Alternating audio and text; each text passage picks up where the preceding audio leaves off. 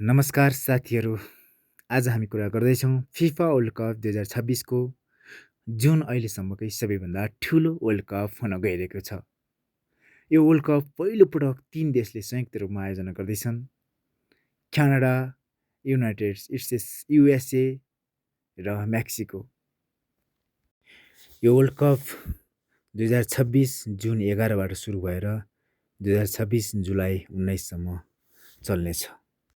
यो वर्ल्ड कपमा जम्मा 48वटा राष्ट्रले सहभागी जनाउनेछन् भने 104वटा खेलहरू हुनेछन्। 48वटा राष्ट्रहरूलाई 12वटा समूहमा विभाजन गरिएको छ र कुन समूहमा कुन टिम पर्यो भन्ने कुराको जानकारी म दिन गइरहेको छु। समूह एमा Mexico, South Africa, South Korea र चेसिया। ग्रुप बीमा Canada, Bosnia, Qatar, Switzerland. Group सीमा Brazil, Morocco, Haiti, Scotland. Group डीमा युएसए, पाराग्वे, अस्ट्रेलिया, तुर्की। ग्रुप ईमा Germany, Curacao, Ivory Coast, Ecuador.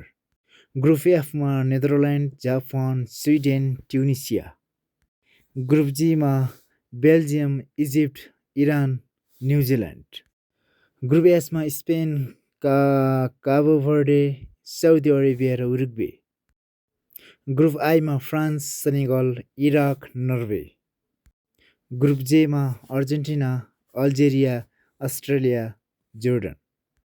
Group केमा Portugal, DR Congo, Uzbekistan, Colombia. Group एलमा England, Croatia, Ghana, Panama गरी जम्मा 48वटा राष्ट्रलाई 12वटा ग्रुपमा विभाजन गरिएको छ।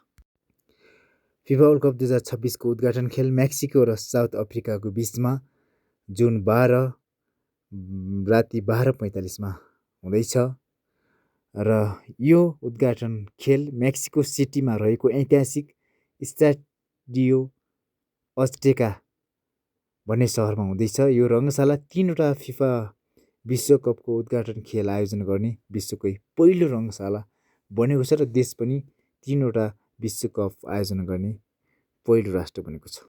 फिफा वर्ल्ड कप 2026 कसले बाजी मार्ला र तपाईँ कुन टिमको समर्थक हुनुहुन्छ, कुन राष्ट्रको समर्थक हुनुहुन्छ, त्यो भने हजुरहरूले कमेन्ट गर्नुहोला र नयाँ हुनुहुन्छ भने मेरो च्यानललाई सब्सक्राइब गर्नुहोला। धन्यवाद।